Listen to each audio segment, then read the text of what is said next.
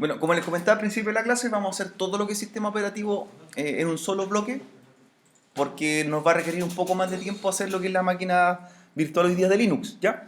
Entonces, por eso base de datos no lo vamos a hacer, sino que lo hacemos mañana, y hoy día son los sistemas operativos. Para ello, bueno, o sea, muy bien, un poco con problema el cable del proyector. La topología que teníamos creada de la semana anterior, adelante, la idea de esto es que le agreguemos algunas máquinas más y que las vamos a seguir modificando. Y de hecho, por ahí le puse ya no solamente taller Windows, sino que Windows, Linux, ¿ya?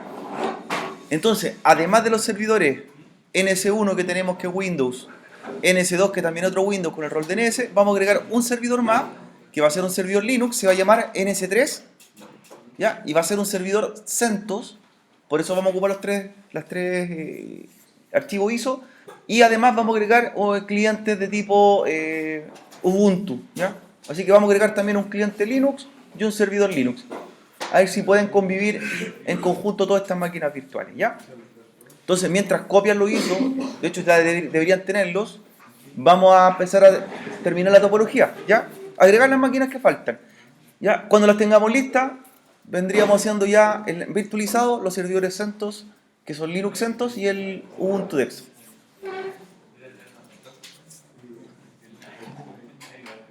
Así que ahora la topología y la seguimos complementando.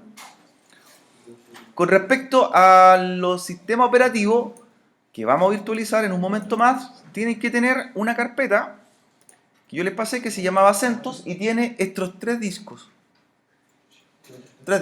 ¿cierto? CentOS 5.11, NetInstall 1 de 2 y 2 de 2. Y también tener a mano Ubuntu Desktop, que también debería ir en las carpetas. Entonces hoy día vamos a hacer los clientes Linux y el servidor Linux. Ubuntu Desktop vamos a hacerlo en un momento más y el servidor CentOS. Ya. Con respecto al resto, la topología.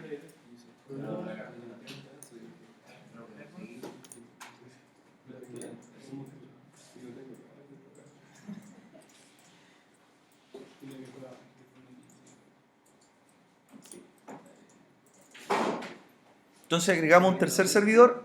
Este servidor va a ser el NS3.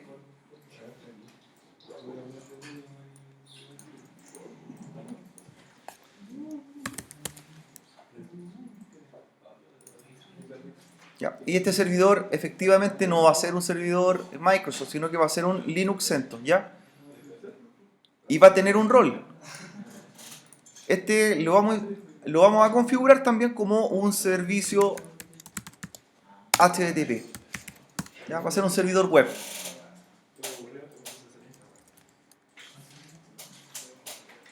Servicio HTTP, servicio FTP.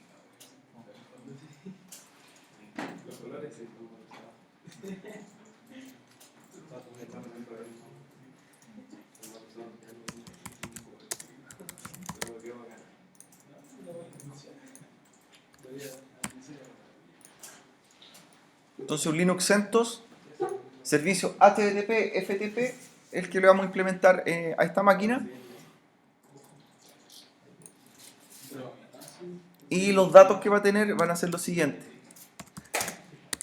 La dirección IP va a ser la 192.168.1.12. Para que la anotemos, gateway 192.168.1.1 y DNS va a apuntar al servidor Windows que preparamos la semana anterior. ¿Ya?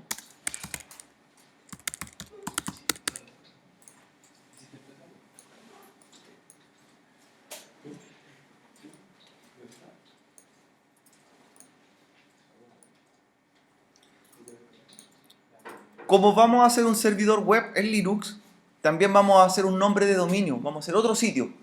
Y este sitio se va a llamar, por ejemplo, si la semana pasada hicimos aiet.net, hoy día vamos a hacer aiet.com. Entonces, ¿dónde va a estar esa página? En el Linux. La aiet.net va a estar en un Windows y la aiet.com en un Linux. Entonces también los vamos a anotar en el servicio DNS, para que sepamos dónde va a apuntar ese sitio nuevo que vamos a crear en el DNS. aiet.com y referencia al 192.168.1.12 y ftp.net. aiep.com, también referencia al mismo sitio. Ya. Entonces lo dejamos ahí cerquita del DNS porque él va a tener esa configuración. O va a apuntar a los dos sitios que vamos a crear.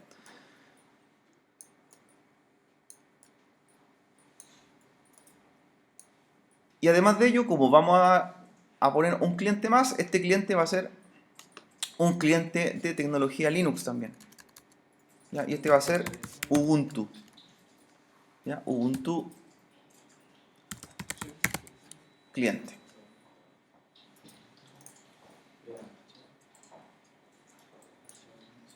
No necesariamente vamos a iniciar todas las máquinas al mismo tiempo, pero sí van a estar todas creadas. ¿Ya?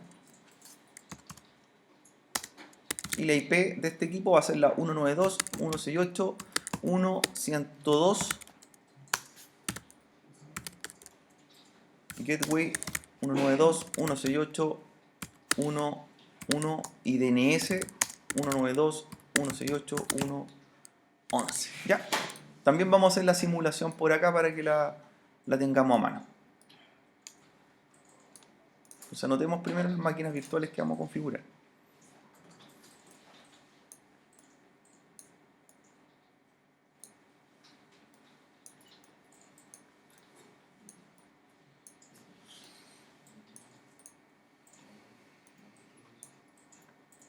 Mientras están levantando la topología, vamos a ver un poquito la diferencia entre ambos sistemas operativos y cuál es su enfoque. Si bien nosotros hasta ahora hemos trabajado con sistemas operativos Windows y nos dimos cuenta que Windows de Microsoft tiene distintos tipos de versiones, ¿cierto? Para escritorio, para servidores, ¿ya? Versiones que son pensadas para usuarios y otras para empresas, ¿cierto? Por eso nosotros vimos Windows Server 2008, netamente se le levantan servicios para ofrecer en una empresa, y por otro lado teníamos los equipos clientes que eran Windows 10, Windows, ¿cierto? 7, que son con funciones tanto para hogar o oficina. En el mundo Linux es mucho más abierto, mucho más variada la cantidad de distribuciones que podemos encontrar y con distintos fines u usos. Y dentro de las cuales nosotros vamos a ver que hay una cantidad bastante grande, y de hecho el semestre anterior vimos un sitio que se llamaba DistroWatch, ¿se acuerdan? Que había una cantidad gigante de versiones y tipos de Linux para distintos usos, para seguridad como Kali Linux, por ejemplo, para diseño como Ubuntu Studio, para servicios de base de datos, etc. Y hoy día lo vamos a encontrar con dos son los que vamos a agregar a esta topología, y por el lado de desktop, ¿cierto? Por el lado de desktop, por el lado de escritorio o usuario, vamos a ocupar una distribución que se llama Ubuntu, ¿cierto? Ubuntu, que ya para nosotros es familiar porque la hicimos en el semestre anterior, ¿cierto? Bastante atractivo el escritorio gráfico, fácil de usar, ¿ya? Y bastante, ¿cierto? Moderno en cuanto a herramientas de instalación que tiene. Ubuntu nació de una distribución anterior que se llamaba Debian, de ahí nació Ubuntu, este proyecto. Fue un derivado, fue hecho por la empresa Canonical en Inglaterra. Y sus tipos de paquetes de instalación se llaman .deb. Y deb hace referencia a Debian, ¿cierto? .deb de Debian. Entonces cualquier programa que nosotros queramos instalarle, en este caso Ubuntu, tendría que ser cualquier programa que venga como .deb, o por lo tanto cualquier programa que sea compatible con Debian. ¿Ya? Hay distribuciones, Kali Linux, por ejemplo, es un primo hermano de Ubuntu, porque ambos nacieron de Debian. Entonces hay muchos sistemas operativos que nacen de algo en común. Y si tienen algo en común, puedo usar los mismos programas, ¿cierto? Esa es la gracia. Para instalar un programa, en el caso de Ubuntu, así yo mostré un solo comando, por ejemplo, se usa el apt-get install. Esa es como la estructura de instalación por terminal. Entonces, Ubuntu, basado en Debian, .deb son sus extensiones de instalación, sus archivos de programa, así como en Microsoft son .exe, acá son .deb, y el comando es apt-get install. Bien brevemente. Ahora, por el lado de los servidores, vamos a instalar algo, hoy día, un sistema operativo que no lo hemos ocupado, ¿cierto? Porque para nosotros Ubuntu ya es conocido. Vamos a ocupar un sistema que se llama CentOS, ¿ya? O Community Enterprise, ¿cierto? Operating System. Este sistema operativo CentOS nació de otro, y ese otro del cual nació se llama Red Hat, ¿ya? Red Hat es una plataforma de Linux que fue hecha simplemente o fue pensada solo para servidores, ¿ya? Servidores, por lo tanto es más robusto, más potente, necesita mucho más hardware, y las funciones que cumple son, como les comentaba, servicios de servidor, servicios de página web, de seguridad, de base de datos, DNS. CentOS, entonces por una parte, el servidor CentOS se caracteriza por usar un paquete de instalación que se llama RPM, ¿ya? Y RPM es la sigla de Red Hat Package Manager, por lo tanto, sus programas o sus extensiones son .rpm, así como para los derivados de Debian son .deb, en el caso de los derivados de Red Hat son .rpm, ¿ya? Red Hat, de Red Hat nacieron varios otros sistemas operativos también, entonces tiene primo hermano. CentOS, por ejemplo, tiene un primo hermano que se llama Fedora, ¿ya? Entonces, o también podríamos encontrar a SUSE Linux. Entonces también tiene sistemas operativos que se parecen entre sí y usan los mismos extensiones de instalación y también usan un comando en común. En el caso de la instalación de un programa, por ejemplo para CentOS o Red Hat o SUSE, que son de esa línea, el comando se llama yum. Entonces, si yo quiero instalar, por ejemplo, un programa, yum install y el nombre del programa. En el caso de los derivados de Debian son apt-get install y el nombre del programa. Entonces, ahí tenemos una pequeña tabla que les dibujé como para diferenciar ambos mundos. Todos son Linux, ¿cierto? Todos nacieron de la misma base, pero van cambiando la estructura o uso para el que fueron hechos. Uno netamente para servidores, otro netamente para versiones de escritorio, para el usuario común, ¿ya? Y nos vamos a encontrar un mundo bastante grande en un mapa que podríamos hacer de distribuciones para nosotros Linux. ¿Ya? Eso es un poco de conocimiento que tengamos para empezar a trabajar con estas distribuciones.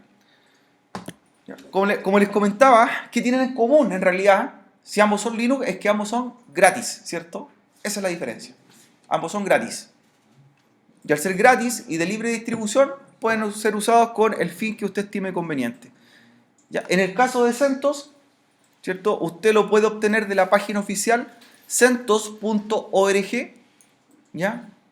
centos.org, y hoy día en los servidores web más usados del planeta, de hecho, de 10 páginas web que corren en lenguaje abierto, 9 son CentOS, los servidores donde están instalados. Entonces son muy masivos este tipo de sistema operativo. Se lo van a encontrar mucho en el mundo informático, mucho, ¿ya? Un ejemplo bien sencillo, ¿qué plataforma a gran escala usa CentOS? Hoy día la red social Facebook, WhatsApp e Instagram usan Facebook. De hecho, Mark Zuckerberg desde un inicio usó este sistema operativo y hoy día está implementado en todos sus servidores. O sea, estamos hablando de millones y millones y millones de transacciones que pueden generar por minuto. Bastante potente estos servicios, ¿ya? Entonces, CentOS Project, recuerden que fue auspiciado o se basó en un Red Hat, por lo tanto de ahí nació la base. Amazon también es una plataforma que usa, por mencionar, CentOS. Google también usa, ¿ya?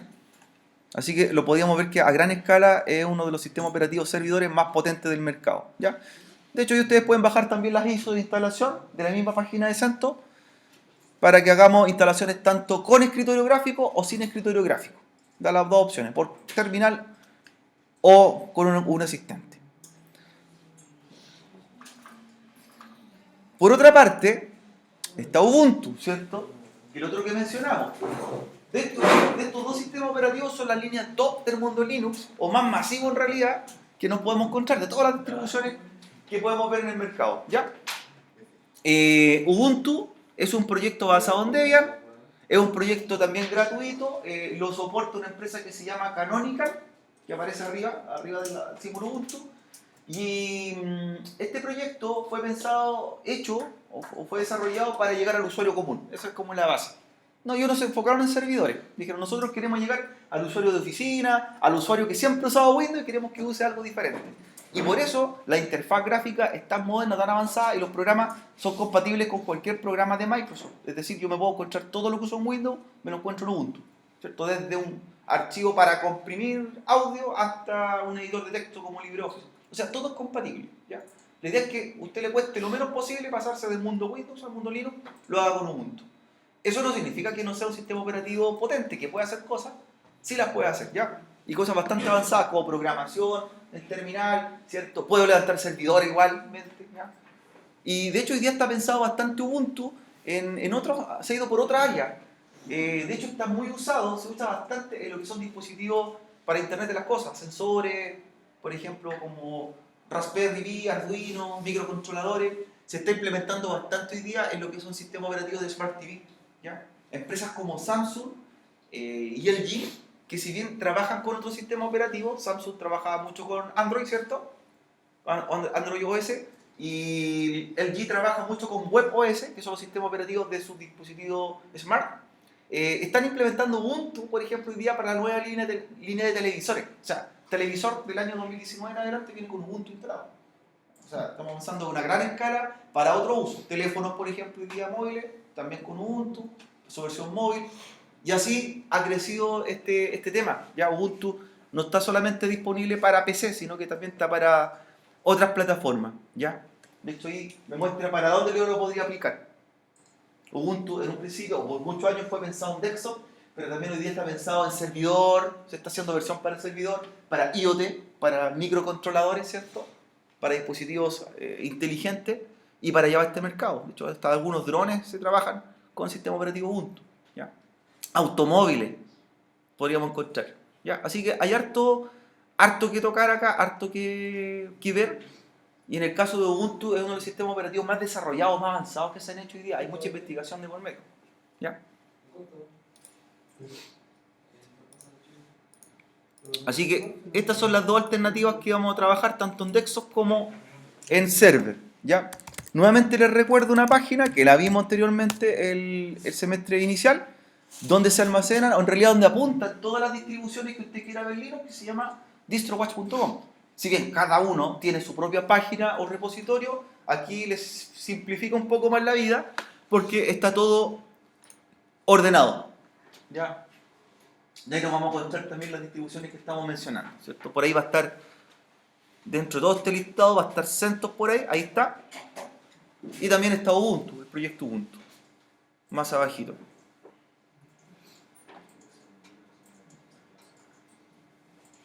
Todos tienen algo en común, ¿cierto? Todos nacen de un Linux. Ahí está Ubuntu. ¿Ya? Y las bifurcaciones o versiones, pues. Ubuntu Studio, Ubuntu Mate, ¿cierto? Ubuntu Desktop. Distintos para distintos usos. Para dispositivos móviles, para equipos de bajo recurso de hardware, por ejemplo. Una de las gracias que tiene Ubuntu Mate, que está por aquí, es que es una versión de Ubuntu, como les comentaba, de bajo rendimiento de hardware. Es decir, usted podría instalarlo en un computador con 64 MB de RAM y lo podría instalar con una partición de 4 GB de disco duro. Con eso es todo. O sea, un sistema operativo de ese nivel. ¿Ya? Y funciona bastante eficiente. ¿Ya? Para reciclar equipos, ¿cierto?, que están en desuso, se podría utilizar. ¿Ya? Y como les mencionaba por ahí, ¿cuál sería o de dónde nació en este caso Ubuntu? De Debian, ¿cierto? Que fue la distribución principal. Por ahí también está en el listado Debian.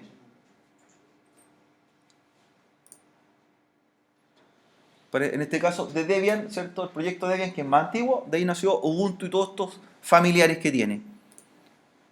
¿Y CentOS de dónde nació?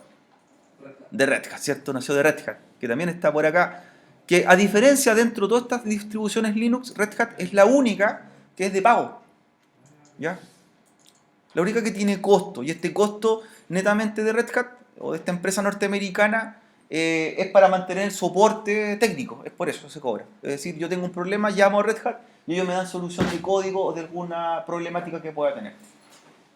El año recién pasado Red Hat se vendió, ¿ya? Fue comprado por una empresa, fue comprado por IBM. Entonces ya Red Hat no es una empresa autónoma, sino que es de otra más grande que es IBM. Ya, millones de dólares, 34.000 millones de dólares costó la venta de Red Hat, del proyecto, y lo trabaja IBM. Eso no significa que Red Hat desaparezca, sino que se sigue usando, pero el dueño es otro, ¿cierto? Sigue el nombre, sigue todo igual como está. Simplemente es por un tema comercial. Y de ahí nació CentOS. ¿Ya? Así que tenemos hartas versiones, pero para nosotros vamos a ocupar dos hoy día, dos de las más populares o más avanzadas o más desarrolladas que existen en este mundo, ¿cierto? Mundo Linux.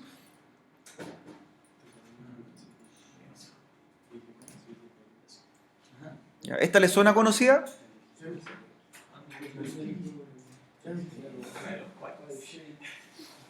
¿Cierto? ¿Le suena conocida Kali Linux?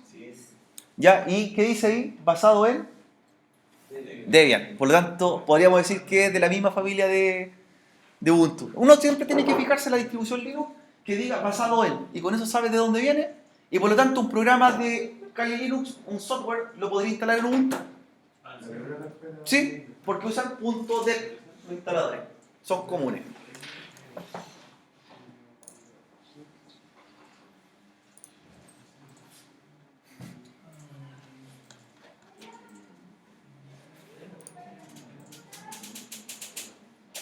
Ya, y en el caso de CentOS, ¿de dónde fue creado? Ahí está. De Red Hat, ¿cierto? Basado en Red Hat. Su kernel es de Red Hat. Por lo tanto, si yo encuentro otro sistema operativo que sea también basado en Red Hat o Fedora, va a ser compatible sus programas .rpm. ¿Ya? Entonces, jóvenes, como ya tenemos más o menos clara la película en lo que vamos a trabajar, la topología la vamos a terminar. Vamos a agregar el NS3 que vendría siendo el CentOS y el Ubuntu que va a ser el cliente, el Ubuntu Desktop. Lo vamos a configurar y después eso lo vamos a hacer ya con las máquinas virtuales. Mientras están compartiéndose los archivos los compañeros que no lo tengan, que deberíamos tenerlo ya todo. Así que configuremos. Empecemos por el cliente, ¿ya? En el cliente asignar IP, gateway y DNS y lo conectamos al switch. Bien sencillo. ¿Ya? Este va a ser el cliente Linux.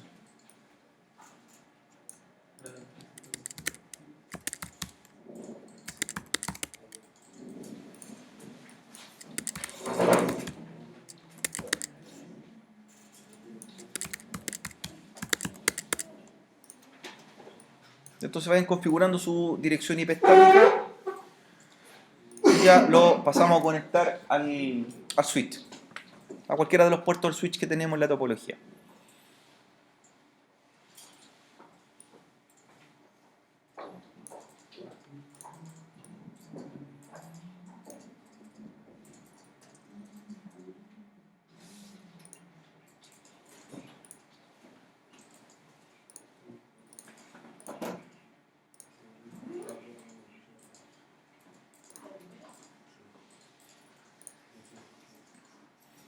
Cuando ya tengamos todos los Linux listos, vamos a agregar un cliente más, pero ese cliente va a ser una máquina, una Raspberry Pi. Vamos a usar una máquina física, que es un microcomputador. En el caso del servidor, que es CentOS, ya lo mismo, asignar la IP fija, estática.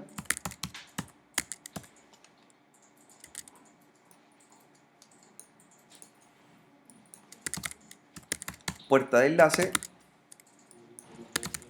y DNS.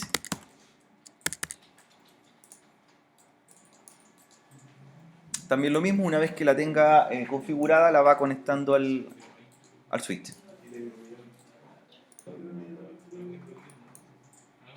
Ya.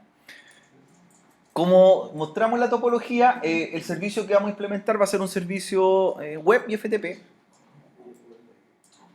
Web y FTP. Así que también vamos a hacer algo similar a lo que hicimos en el otro caso en la máquina Windows. Si bien recuerdan, en la máquina Windows nosotros creamos un usuario o vimos un usuario que se llama Administrator y lo otro fue que hicimos una página web, ¿ya? Que eso fue como lo que fuimos creando en su momento, ¿ya? Acá también vamos a hacer algo similar. La idea es hacer una página web, en este caso de Linux, y crear una cuenta de FTP para poder subir los archivos, ¿ya? Entonces, en el Linux, en el CentOS o NS3, que es el nombre que le vamos a dar, hagan su página y la guardan, ¿ya? Para que después la pasemos a hacer en forma real. El servidor CentOS le voy a poner para diferenciar.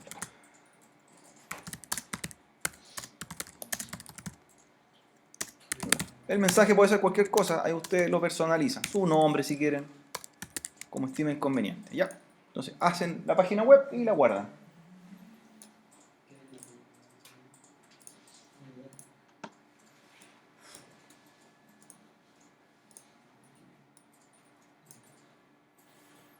Después que hacen la página web, vamos al servicio FTP del servidor CentOS. De ahí vamos a ver que el usuario que trae por defecto, el usuario o superusuario es distinto al usuario Windows, ¿cierto? ¿Cuál es el superusuario de los servidores Windows? ¿Con el que inician sesión? Administrator en inglés, ¿cierto? Administrator porque son las versiones en inglés y con la mayúscula. ¿Cómo se llama el superusuario en Linux entonces acá? Root. ¿cierto? Vamos a ser un usuario ROT. ¿Ya? Entonces, en el FTP, servicio FTP, la idea es que lo levanten y vamos a ocupar o vamos a crear un usuario que se llame ROT. La contraseña ahí cada uno la va a aplicar. Yo le voy a poner del 1 al 6. ¿Ya? Y todos los permisos. Entonces ya tenemos claro cuál va a ser el usuario con el que vamos a entrar a la máquina, ROT.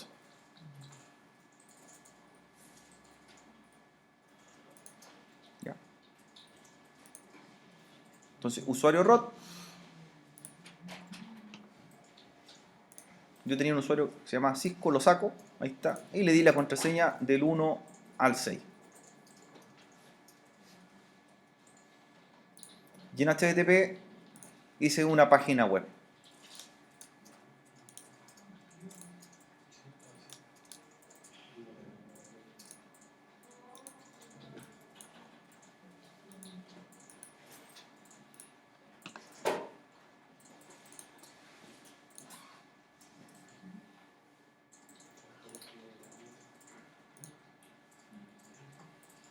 Aquí estoy mostrando el de la semana anterior. Este era el Windows Server. El usuario era Administrator, ¿cierto? Administrator. Con la mayúscula. Entonces, ¿para qué vamos comparando?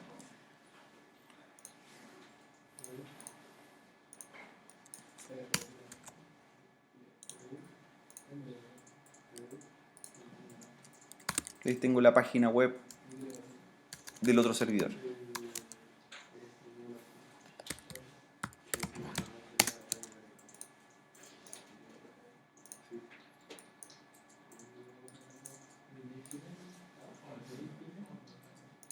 Ya.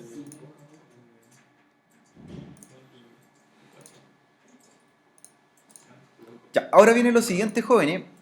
Si conectan, luego de haber configurado los servicios, conectar. Y lo que vamos a hacer es en el DNS nuevamente hacer redireccionamiento. ¿Ya? Redireccionamiento. La idea de esto es que vamos a tener dos sitios web, uno corriendo en cada servidor, ¿cierto? Uno en el NS1, el otro servidor web o página web va a estar en el NS3. Y el NS2 es el que se va a encargar de derivar el nombre, ¿cierto? Cuando le preguntemos con cualquiera de los clientes, puede ser de los clientes Windows o clientes Linux, vamos a preguntarle al DNS, que es el NS2, y por ejemplo, cuando le preguntemos por el sitio www.ies.net, nos va a enviar al NS1. Cuando le preguntemos por www.ies.com, que vamos a crear ahora, nos va a enviar al NS3, ¿cierto? Como lo que habíamos hecho con los equipos reales o virtualizados. Entonces, en el NS2, ¿cierto? Vamos a entrar a los servicios DNS. Voy a hacerlo nuevamente para que lo recordemos. Y vamos a apuntar cómo se hacía un DNS. De hecho, ya lo hicimos en las máquinas virtuales. Entonces, aquí yo estoy trabajando el NS2, ¿cierto? Que ya está configurado. Pero voy a hacer el servicio DNS. Entonces, lo que se hacía, si bien recuerdan, es que primero se crea un nombre de dominio, ¿cierto? Por ejemplo, www.ies.net, y ese apuntaba al servidor web correspondiente, que era el 192.168.1.10. Luego creaba ftp.ies.net y también apuntaba al mismo servidor. Y como ahora apareció un sitio nuevo, el sitio nuevo es ies.com, y es lo mismo, ¿cierto? La diferencia es que va a la otra dirección IP de la otra máquina. Estoy haciendo el repaso completo de esta parte, ya estaba hecha, solamente estoy repasándola. Y por ejemplo, ahora va a ir a ies.com y este servidor va a ser el 192.168.1.12, ¿cierto? Y también va a ir a ftp.ies.com al mismo equipo. Entonces ya estoy viendo que el DNS es fundamental nuevamente en esta topología, ya que apunta a cada nombre de dominio que yo quiero hacer referencia en mi red. ¿Ya? Me va apuntando a un servidor, a otro, según el nombre que yo quiera redirigir. ¿Ya? Asocia un nombre a una dirección IP. Y así podría seguir creando más máquinas y apuntando más servicios de nuestra red. ¿Ya? Lo otro también era apuntar los nombres de las máquinas. ¿Cierto? Si creaba el dominio ns1.ies.net iba a un lado, ns2.ies.net para otro lado, y así. Eso es lo primero para nosotros.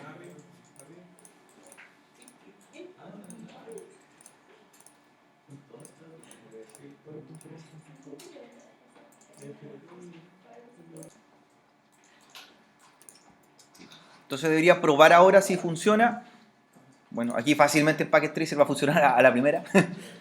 En las máquinas virtuales, ¿cierto? No siempre sí funciona a la primera. Pero debería ver lo siguiente, ¿cierto?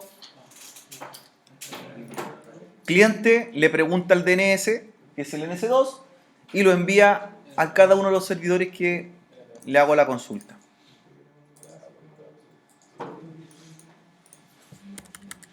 Entonces voy a buscar por ies.net, ¿cierto? Y me envía a ese servidor.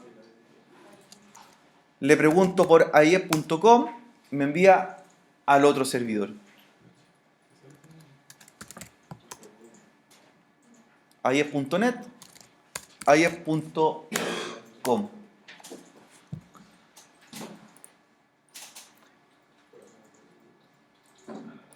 Entonces, cualquiera de los clientes que tenemos en la topología, sean clientes Linux, clientes Windows, deberían entregar el mismo resultado. ies.net, ¿cierto? Y me envía a la página del Windows Server. ies.com me envía a la página del CentOS.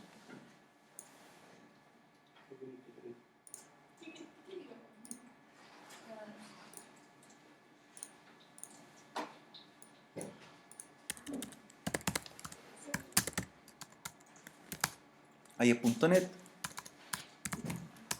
ies.com.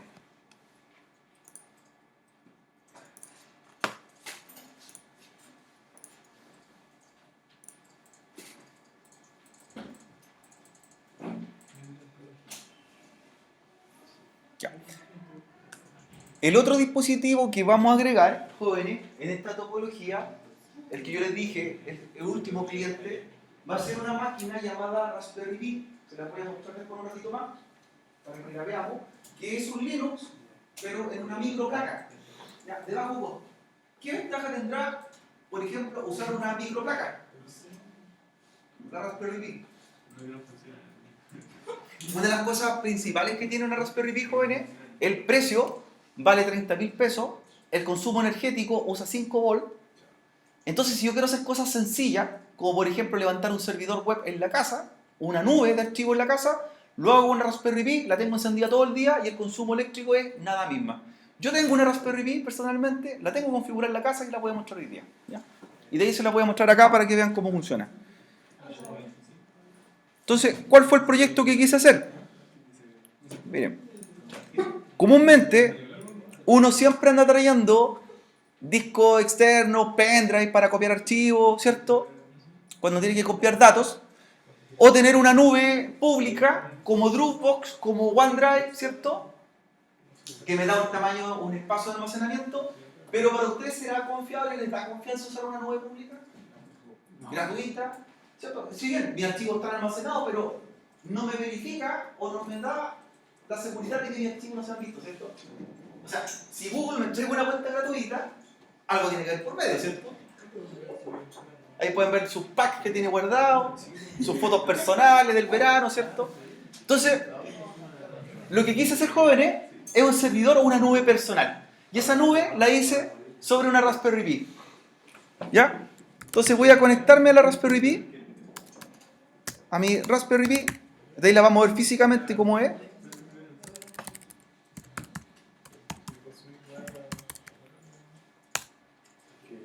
Vamos a ver si los podemos conectar.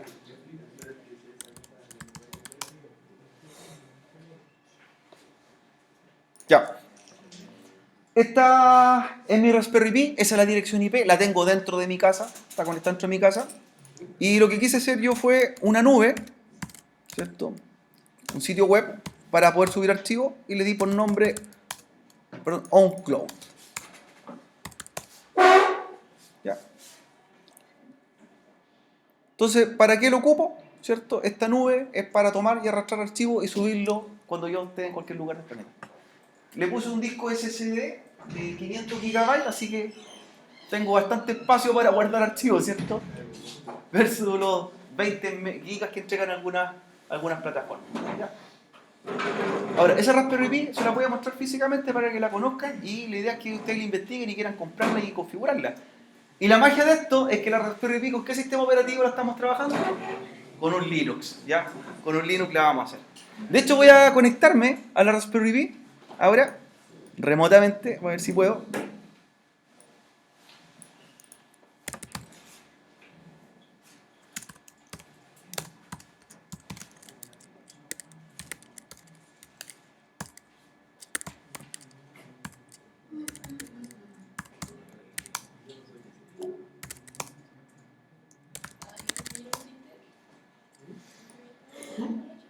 Ya, la idea es que esto lo haga remotamente. Mira, vamos a hacer la carpetita, pack, ls, ¿dónde está la carpeta? Ahí se creó la carpeta, pack. ¿Ya? Le vamos a dar permiso porque yo tengo que subir archivos, ¿cierto? Entonces le voy a dar permiso con el comando mkdir 777, el nombre de la carpeta, que en este caso la vamos a llamar pack.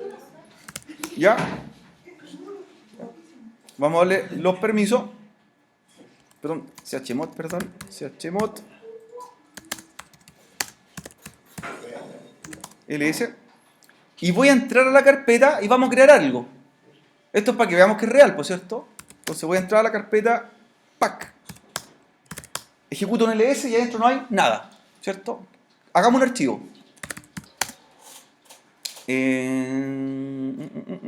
Vamos a crear un archivo. Ya. ¿Qué le escribimos dentro del archivo? La idea es que lo veamos. Pongamos la fecha hoy día.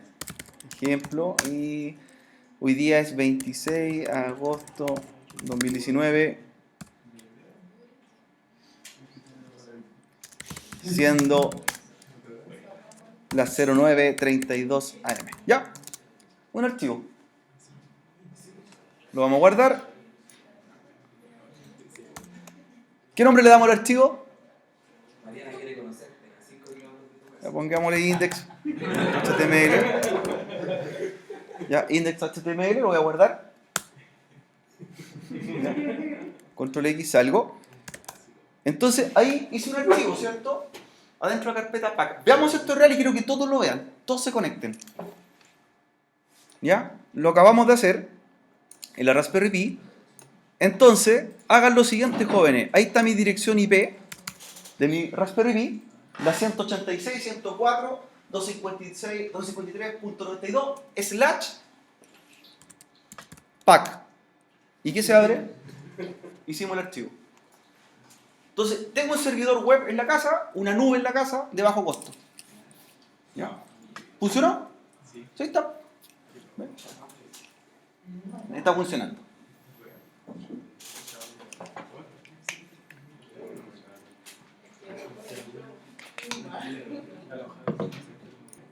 Ahora, la Raspberry Pi en Packet Tracer, joder, está presente. Está acá, pero no están todas las versiones de Packet Tracer. Entonces, para poder usarla o poder que aparezca, hay que tener la versión 7.2 de Packet Tracer. La versión que está instalada acá en los equipos del laboratorio es una versión un poco más antigua. Así que lo más probable es que no aparezca la Raspberry Pi. Vamos a ver si estamos, ¿cierto? Depende de la versión. La Raspberry Pi, de hecho, ahí está. Es una microplaca. ¿Ya? Está, la vamos a agregar. Ahora, si no puede agregarla, no importa. ¿Ya? Entonces, cuando yo pincho, acá me aparecen dos placas programables. Una se llama MSU Board y la otra se llama SPC Board. Por temas comerciales y legales, no se puede llamar Raspberry Pi acá en el programa. ¿Cierto? Porque Raspberry Pi es un nombre comercial que está patentado. Y lo mismo que otros microcontroladores que se llaman Arduino, ¿cierto? También son placas para programar y tampoco podrían llamarse acá Arduino. Entonces, ¿cómo se llaman acá en Packet Tracer de Cisco? El MCU es la Raspberry Pi y el SBC es el Arduino. ¿Ya? Entonces, en este caso voy a agregar la MCU, de ahí se las voy a mostrar. Y ahí está la microplaca. La voy a integrar a esta topología. En las versiones más nuevas de Packet Tracer está, no en todos los Packet Tracer, para que lo tengan claro. Y este se va a llamar Raspberry, le vamos a dar por nombre Raspberry, que Raspberry significa algo así como frambuesa, ¿cierto? Frambuesa. Raspberry. Ya, Raspberry cliente. Y esta placa le vamos a poner IP, le vamos a configurar igual que un computador. La diferencia es que entre tener un computador encendido todo el día, ¿cierto? Para alguna tarea muy sencilla, es muy caro a fin de mes, ¿no es cierto? 400 watts por hora suman hartos pesitos, ¿cierto? Entonces tener una Raspberry Pi que se conecta con 5 volts, que es lo que usa un puerto USB, fin de mes le sale con suerte 200 pesos. De electricidad, menos de 200 pesos. Ya. Así que voy a agregar la Raspberry Pi. La idea es que la agreguemos acá, la veamos cómo es. También va a tener un IP. Va a tener la dirección IP 192.168.1.103. Gateway 192.168.1.1. Y también va a tener un DNS, que es el 192.168.1.11. ¿Ya? Entonces, la Raspberry Pi la vamos a configurar, va a ser un cliente más de la red. Vamos a tener por acá.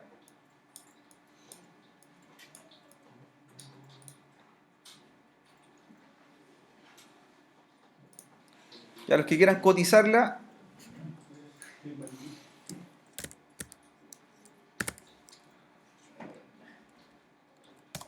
por ahí está la Raspberry Pi. Esta es la microplaca. ¿Ya? La vamos a ver después en vivo. Es una placa madre en realidad que tiene todo lo que tiene una placa madre convencional de un PC. Puerto USB, HDMI, puertos LAN, ¿cierto? Ethernet, tarjeta de video. Así que todo lo que se podrían encontrar en un computador lo tienen acá, pero a bajo costo y a bajo consumo energético.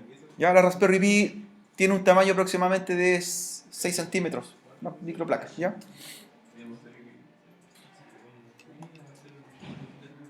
Así que si tienen la oportunidad, en vez de estar gastando plata en otras cosas, ¿cierto? De repente, juntar la luquita y comprarse una Raspberry Pi para proyectos.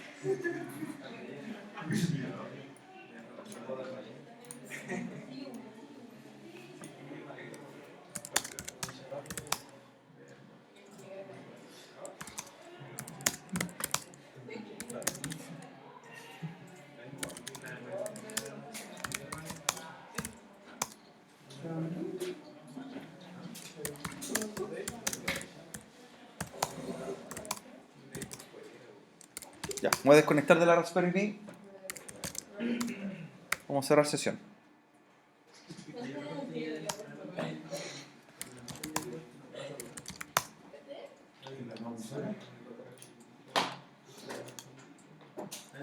Ya, ¿cómo la configuramos esta Raspberry Pi? Igual que un PC normal, en realidad. No hay mucha diferencia.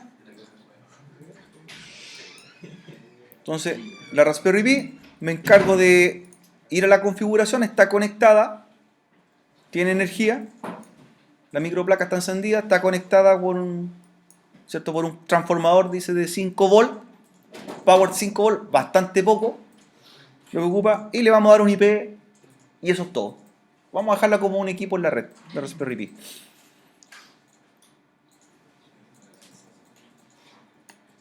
Entonces se va a config. Perdón, antes de no config, vamos a ver que no tiene tarjeta de red. Le vamos a poner la tarjeta de red a la Raspberry Pi. Entonces, como un computador normal, yo para poner la tarjeta interna, ¿qué es lo primero que tendría que hacer? Apagarlo, tengo que apagar la Raspberry. La apago, ¿ya? Y le vamos a agregar ese puerto que se llama fase Ethernet, ¿ya? 100 megas. Que es ese que está aquí, y lo tomo y lo arrastro. Entonces ya le dejo una tarjeta de red a la Raspberry Pi. ¿Ya? Incluso ahí se ve que tiene las pilas, igual que las pilas de una placa, ¿cierto? Para conservar lo que es la información del chip BIOS y el chip de video también. al GPU. Listo. Enciendo la Raspberry Pi y le damos el IP ahora.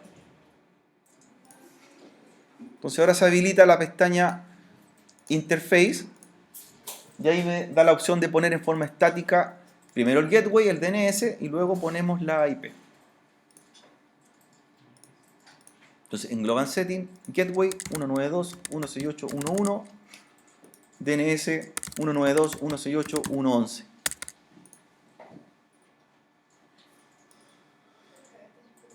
Y después en Fast Ethernet ponemos el IP. 1.103.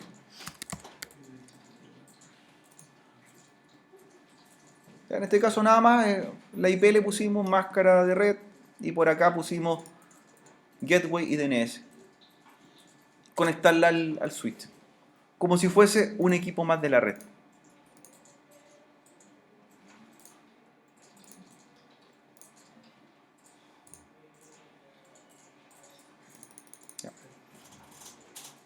Entonces sí me doy cuenta que podría hacer una topología no solamente con equipos reales o equipos de alto rendimiento con un PC, sino que también con microcomputadores.